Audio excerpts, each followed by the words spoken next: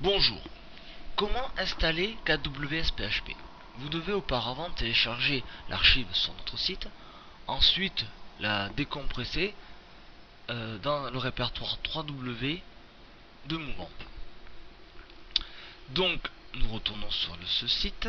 Donc vous voyons apparaître un nouveau répertoire dans lequel on a fait notre décompression.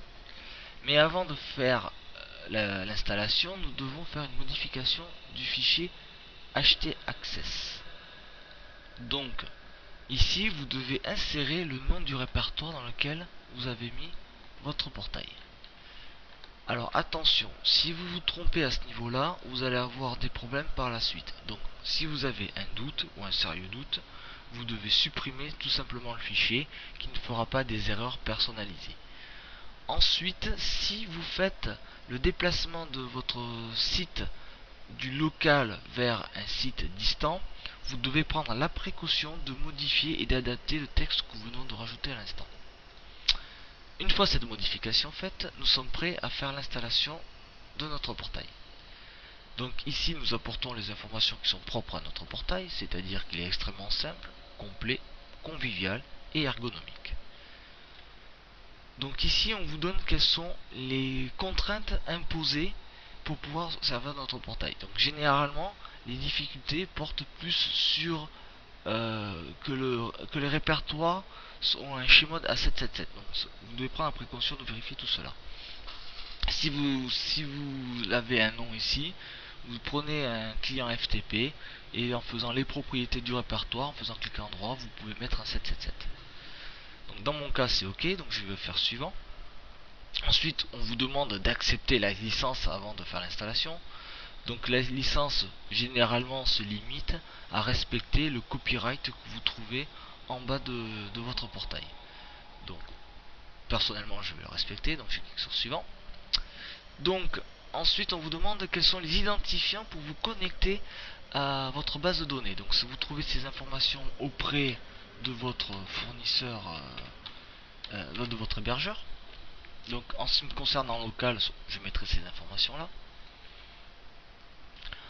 Alors on vous dit que l'installation a été faite avec succès, donc je vais vérifier ça tout de suite. Je vais dans phpMyAdmin, je mets à jour ma page et ici on voit que ça a créé une base de données dans laquelle on commence à trouver quelques tables. Donc c'est bon. Ensuite on va créer le compte administrateur. Donc personnellement je mettrai mon pseudo. Je mets ensuite un mot de passe. On vous informe de la validité ou du niveau de sécurité de votre mot de passe et ensuite je remets mon mot de passe comme il n'est pas visible de manière à m'assurer que j'ai le même ici et ici. Donc vous voyez que les champs passent de la couleur rouge à la couleur verte lorsque c'est validé. Donc là je vais mettre mon email. On vérifie la casse de votre email. Si elle est bonne, vous pouvez continuer. Alors, point très important, il faut vérifier que l'URL de votre site est bien la bonne. Donc généralement, c'est ce qu'on trouve avant install.index. Donc on vous le pré-remplit, mais s'il y a une erreur, veuillez la corriger. Alors, il faut faire aussi attention lorsque, comme le cas du fichier htaccess, lorsqu'on va passer de notre site local à notre site distant, à adapter cette adresse-là. Sinon, dès que vous allez rentrer sur votre portail, grosso modo, vous n'aurez plus de thème et donc il faudra prendre aussitôt le réflexe d'aller dans les options générales de votre compte pour récupérer modifier et mettre cette bonne information. Ensuite, quel type d'envoi on fait? Donc généralement les fonctions mail sont suffisantes. Comme je travaille en local, personnellement, je mettrai pas d'envoi. Donc je fais suivant. Ensuite, on vous propose toute une liste de modules que vous pouvez installer ou pas.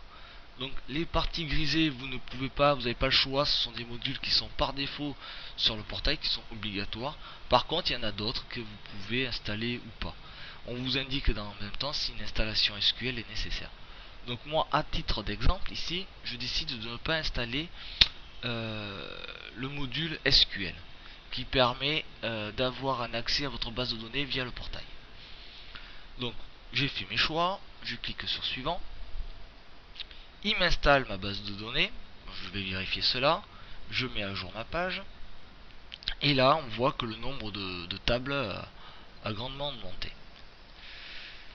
Donc je reviens sur mon installation. Donc il me précise que je dois supprimer ce répertoire là. Donc je le ferai un peu plus tard. Donc je vais le faire même de suite. Je vais aller de suite sur mon espace. Et donc je vais dans module et je supprime SQL. Alors SQL, je l'ai choisi, c'est pas par hasard parce qu'il a une particularité. Nous retrouvons aussi le répertoire à ce niveau là parce que SQL c'est un outil qui n'est pas fabriqué par KWS PHP mais que nous utilisons. Donc de manière à le dissocier, nous ne l'avons pas intégré entièrement au portail dans le sens où nous l'avons sorti du répertoire module. Donc nous devons aussi supprimer ce répertoire là. Donc je reviens vers mon site, je clique sur suivant. Ici nous trouvons la liste des gens qui ont grandement participé à l'écriture de ce portail et c'est une page de remerciement. Ensuite on vous dit que l'installation s'est bien faite et que vous devez supprimer le répertoire d'installation avant de cliquer sur le bouton terminer. Donc je vais faire ça de suite. Je prends le répertoire d'installation et je le supprime. Une fois que ceci est fait, je reviens vers mon portail, je clique sur terminer et vous vous retrouvez directement sur votre portail et nous vous laissons le loisir de le découvrir en allant farfouiller à droite à gauche. Nous resterons bien sûr à vos dispositions pour toute question que vous pourriez nous poser, mais bien entendu cela on vous demande au préalable de quand même de farfouiller et de ne pas venir au moindre problème et de faire une petite recherche sur notre site de manière peut-être à trouver la réponse avant même de la poser. En vous souhaitant une bonne continuation. Au revoir.